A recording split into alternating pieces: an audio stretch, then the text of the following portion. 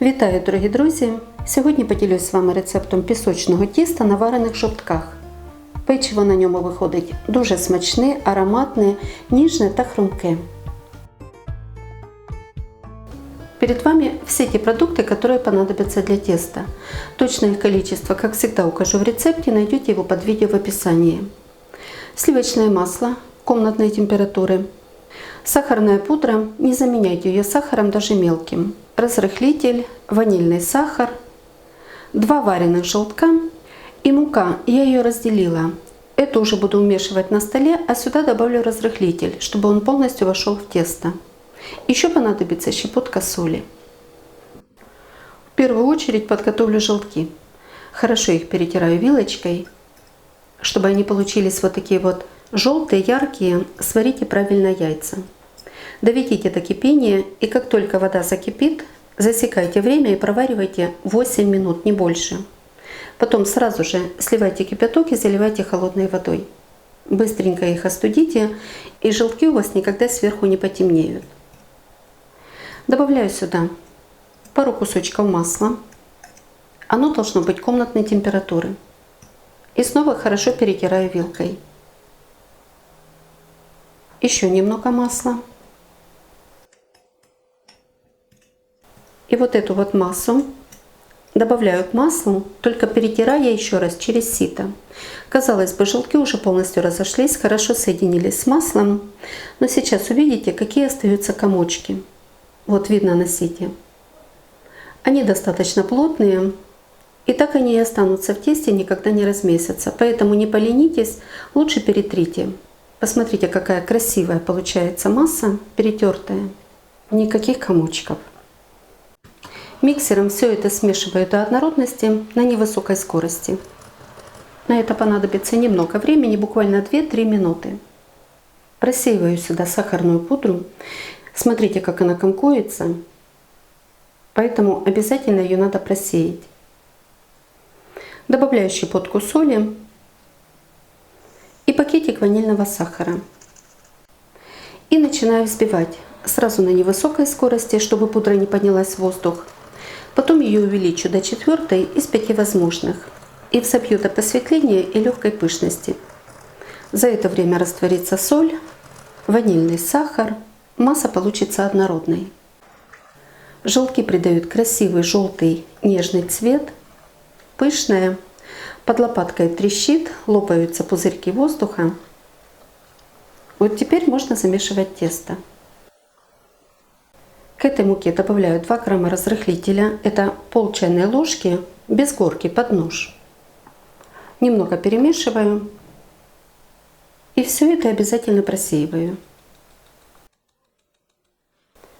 Перемешивая вот так вот лопаткой, прорезаю масло, так быстрее соединяются продукты. И продолжаю замешивать, слегка его придавливая. Переворачиваю со стороны в сторону. Вот таким вот образом быстрее замешивается тесто. И как только получилась однородная масса, нигде нет сухой муки, крошек, домешивать буду на столе. На данном этапе она вот такая вот маслянистая, легко размазывается. Тесто еще не готово. Теперь мне понадобится та мука, которую я отбирала. Здесь 50 грамм. Больше половины просеиваю на коврик, а остальное на тесто. Сразу обваливаю муки и аккуратно, легко замешиваю тесто. Не надо его сильно давить, как дрожжевое. Складывайте и только слегка придавливайте. По чуть-чуть подсыпаю муку и умешиваю. Замешиваю на муке из АТБ «Разумный выбор». Белок 10,3. Я знаю, что вся она войдет в тесто, замешиваю уже не первый раз. И для песочного теста, так же как и для бисквитного, не берите муку с высокой клейковиной. Все, тесто готово. Мука полностью в него уместилась.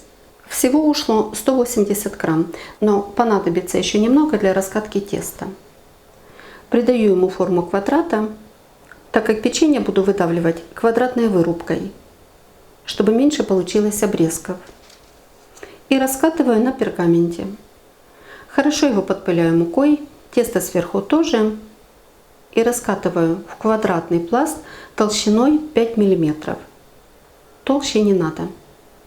Скалкой по краешкам немного подравниваем и снова раскатываем в разных направлениях. Посмотрите, какое нежное тесто, как хорошо раскатывается, по краешкам не растрескивается. Это говорит о том, что оно не забито мукой, а значит печенье получится нежное, хрупкое, песочное и, конечно же, вкусное. Не давите на него сильно, так оно равномерно раскатается и будет одинаковой толщины по всей площади. Накрываю пленкой, слегка ее приглаживаю со всех сторон, чтобы тесто нигде не обветривалось и не подсыхало. И в таком вот виде ставлю в холодильник минимум на 2 часа, но можно оставить и на дольше. Тесто должно хорошо застыть, тогда печенье получится ровное, красивое. Тесто выстоялось, прошло 2,5 часа. Выдавливать буду вот такими вырубками. По надобности формочку макайте в муку и стряхивайте. Тесто может подниматься вместе с формочкой или оставаться на бумаге. Если остается, вы его легко поднимете и руками. Или подденьте чем-нибудь, ножом, скребком. Располагаю поближе друг к другу, вот так вот впритык. Но чтобы на печенье сохранялся рисунок и поменьше оставалось обрезков. Печенье делаю разное, чуть больше и поменьше.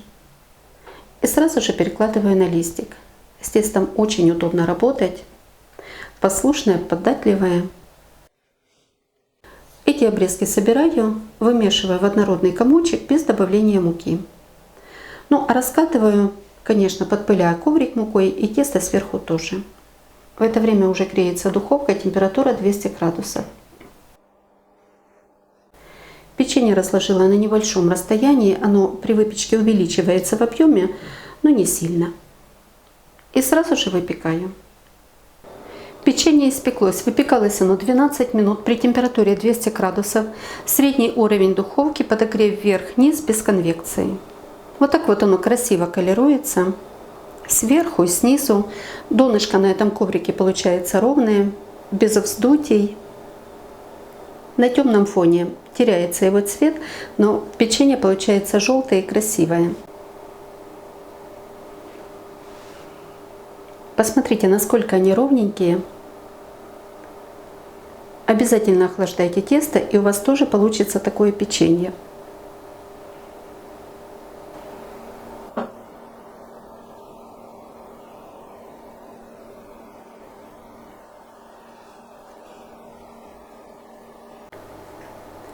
Ну и покажу, насколько оно нежное и хрупкое. Дайте ему полностью остыть. И только потом подавайте. Печенье будет намного вкуснее. По желанию печенье можно украсить по своему вкусу. Я вот шоколадную глазурь набрала в кондитерский мешок и опустила в только что закипевшую воду. Воду, конечно, выключила. Закипятите и выключите. Нагревайте до тех пор, пока глазурь полностью растает. Прохожусь скребком, проверяю, нет ли комочков, чтобы она хорошо выдавливалась из мешка. Кончик пока не отрезала.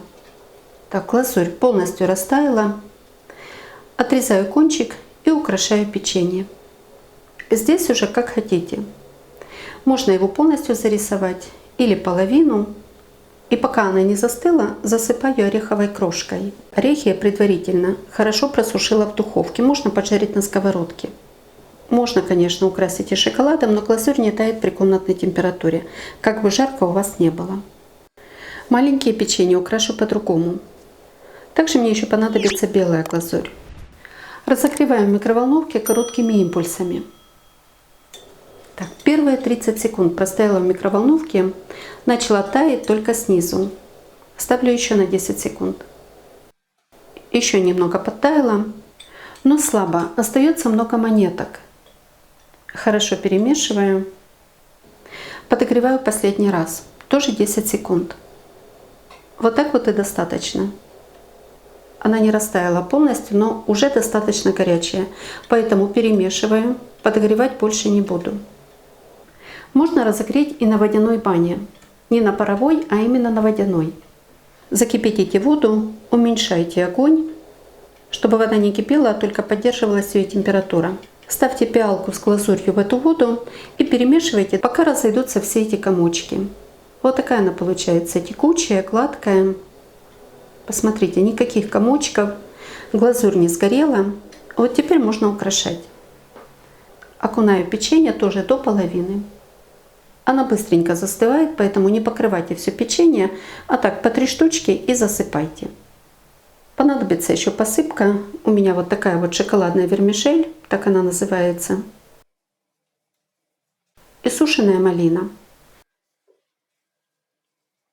Вот из такого печенья на любой праздник можно сделать красивый и вкусный подарок. Готовьте с удовольствием, радуйте своїх любимих такою вкусною домашньою випічкою і приємного вам чаєпітія. А якщо вам подобаються мої рецепти, діліться ними з друзями, підписуйтесь на канал, залишайте коментарі. Щиро дякую за вподобайки, а постійним спонсорам мого каналу за підтримку та допомогу. І як завжди бажаю вам всього найкращого.